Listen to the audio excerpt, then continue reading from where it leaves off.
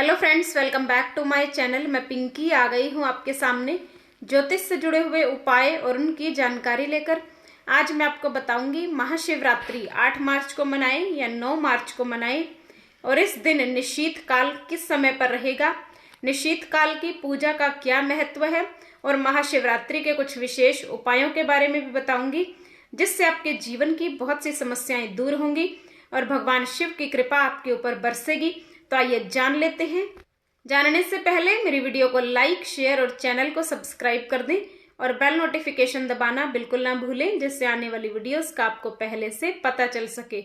महाशिवरात्रि ये पड़ती है चतुर्दशी तिथि के अंदर। तो चतुर्दशी तिथि इसका प्रारंभ हो रहा है 8 मार्च को रात्रि में 9:57 पर, और चतुर्दशी तिथि समाप्त हो रही है 9 मार्च को शाम में 6:17 तक। लेकिन इसे क्या कहा जाता है? महाशिवरात्रि, यानी रात्रि की पूजा का ही इस दिन सबसे ज्यादा महत्व बताया गया है। तो रात्रि की जो चतुर्दशी तिथि है वो 8 मार्च को पड़ रही है। इसीलिए सब जगह सर्वमान्य से जो भी भगवान शिव के ज्योतिर्लिंग हैं, उज्जैन में महाकालेश्वर मंदिर है, सब जगह भगवान शिव के जो विशेष तीर्थ हैं 8 मार्च को ही महाशिवरात्रि मनाई जाएगी, क्योंकि 9 मार्च को तो शाम में ही चतुर्दशी तिथि समाप्त हो रही है। और इस दिन निशीत काल का जो समय है वो रहेगा 8 मार्च को रात्रि में 12:07 से 12:56 तक। इस समय के अंदर किया गया भगवान शिव का अभिषेक, पूजा पाठ, उसका बहुत ही विशेष फल होता है। कहते हैं कि जो व्यक्ति निशीत काल के अंदर भगवान शिव की पूजा अर्चना करता है, भगवान शिव उससे प्रसन्न होते हैं और उसकी सभी मनोकामनाओं को शीघ्र ही पूरा करते हैं। तो इस समय के अंदर की गई पूजा का, भगवान शिव के अभिषेक का बहुत अधिक विशेष महत्व होता है। और कहते हैं कि शिवरात्रि पर जो हम पूजा पाठ करते हैं उससे एक दिन के अंदर पूरे वर्ष भर की पूजा पाठ का फल मिलता है।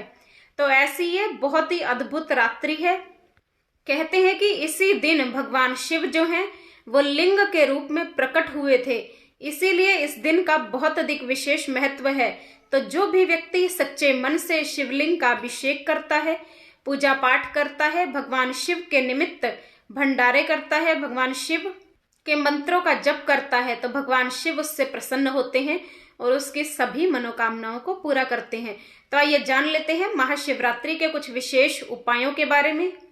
कहते हैं कि महाशिवरात्रि के दिन जो व्यक्ति सच्चे मन से 108 बेलपत्र, लेकिन इस बात का विशेष ध्यान रखें कि कोई भी बेलपत्र खंडित नहीं होना चाहिए। अगर आप सच्चे मन से 108 बेलपत्र शिवलिंग को अर्पित करते हैं, देखिए मंदिरों में जो है उस दिन लाइन लगी होती है, तो इतना समय नहीं होता कि आप उस दिन 108 बेलपत्र शिवलिंग पर चढ़ा सकें। तो आप अपने घर में ही पार्थिव शिवलिंग बनाकर 108 बेलपत्र अगर पूरी श्रद्धा के साथ भगवान शिव को अर्पित करते हैं, तो इस उपाय से आपकी मनोकामना अगली शिवरात्रि तक, यानी जो सावन के महीने में शिवरात्रि आती है, तब तक आपकी मनोकामना अवश्य ही पूर्ण होती है। बहुत ही विशेष और अचूक उपाय है। दूसरा, अगर आपके पति पत्नी के संबंध अच्छे नहीं हैं या आपकी मैरिड लाइफ अच्छी नहीं है, तो इस दिन आपको गुड़ के जल से शिवलिंग का अभिषेक अवश्य करना चाहिए।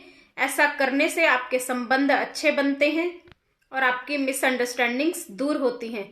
तीसरा उपाय आप कर सकते हैं, अगर आपके घर में छोटे बच्चे हैं, वो बहुत अधिक रोते हैं या उनको नजर बहुत ज्यादा लगती है या वो रात्रि में बहुत ज्यादा डरते हैं, तो आपको इस दिन शिवलिंग पर अपने बच्चों के ऊपर से वार कर डमरू अवश्य बांध कर आना चाहिए। जो भगवान शिव का त्रिशूल होता है वहां पर आप इस डमरू को बांध कर आ सकते हैं।